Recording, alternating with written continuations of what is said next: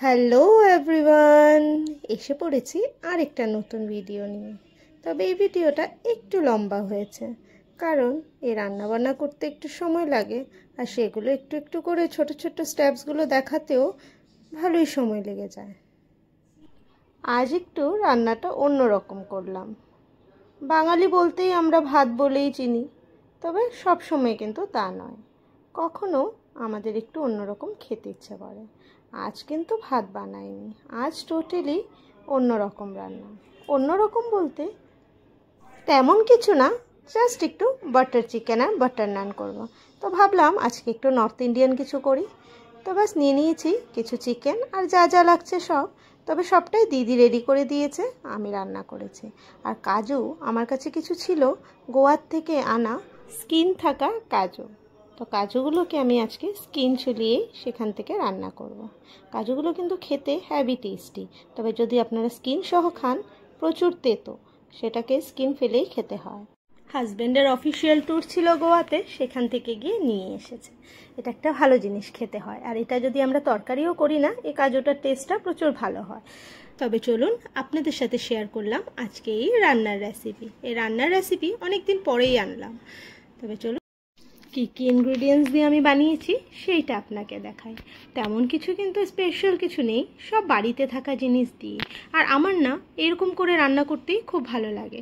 যে জিনিস বাড়িতে আছে হাতের সামনে আর আমরা সব সময় হাতের কাছে পাই, সেভাবে দিয়ে যদি কোনো কিছু একটু টেস্টি খাওয়া যায়, তবে সেটা সব সময় করা সুবিধা হয়।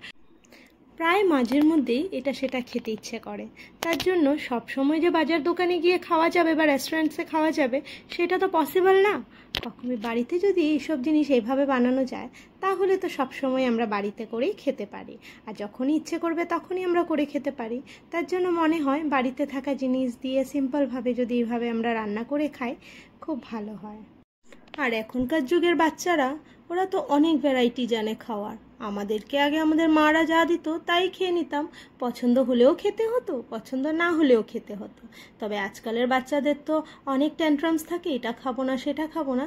তবে এইভাবে যদি করে খাওয়ানো যায়, তাহলে হেলদিও হয় আর ওদের ডিমান্ডসগুলোও পুরো হয়। একটু সিম্পলভাবেই রান্না করলাম, দেখুন তো কেমন হয়েছে। আর তবে হ্যাঁ, এইসব আইটেমের কিন্তু অনেক ভ্যারাইটি আছে, অনেকেই অনেকভাবে করে। কার কীভাবে ভালো লাগে আর কে কীভাবে বানান সেটা একটু শেয়ার করবেন। সবার রেসিপি জানতে পারলে সব রকমভাবে একটু একটু করে টেস্ট করে খাওয়া যায় বানিয়ে, তাই না? তবে চলুন আজকে আপনাদের শেয়ার করলাম বাটার নান, বাটার চিকেন আর লস্যি বানিয়েছিলাম। তবে লস্যির কোনো রেসিপি দিইনি, এটা তো সব খুব কমন, সবাই পারে। তো আজকে আমি দিয়েছি একটু বাটার চিকেন আর বাটার নান, তার মানে আজকে একটু টোটালি নর্থ ইন্ডিয়ান ডিশ বানিয়েছি।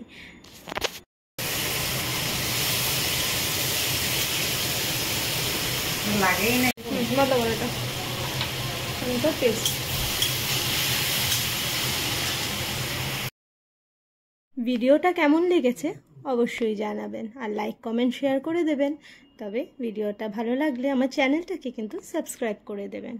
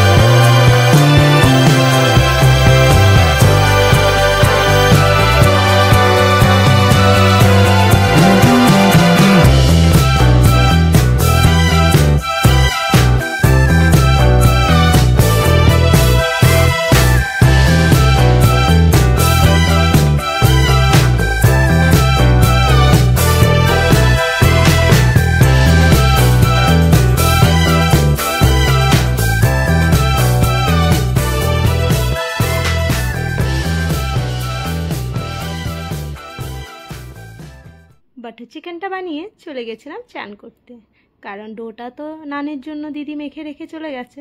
তারপর আমি এসে ডোটা যখন খাবো তখনই নানগুলো বানাবো। নান তো বেশি আগে বানানো যাবে না, শক্ত হয়ে যাবে, তার জন্যই আগে গিয়ে চান টান করে আসলাম। করে শেষে তারপরে এসে পড়েছি নান বানাতে। তবে আজকে নানটা কিন্তু আমি একটু গার্লিক নানই বানাচ্ছি। তবে বাচ্চারা কি করে, গার্লিক নান যদি আমি টুকরো টুকরো করে গার্লিকটাকে নানের মধ্যে লাগিয়ে দিই, ওরা কি করে সেগুলোকে আবার খুঁটিয়ে খুঁটিয়ে তুলে ফেলে দেয়, সেগুলো ওরা খায় না।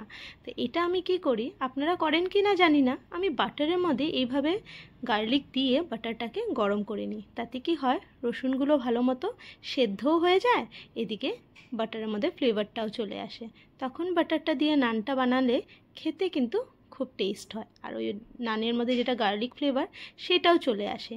এভাবে আপনারা করেন কি না জানি না, তবে এইভাবে বানিয়ে না বাটার রেখেও দেওয়া যায়।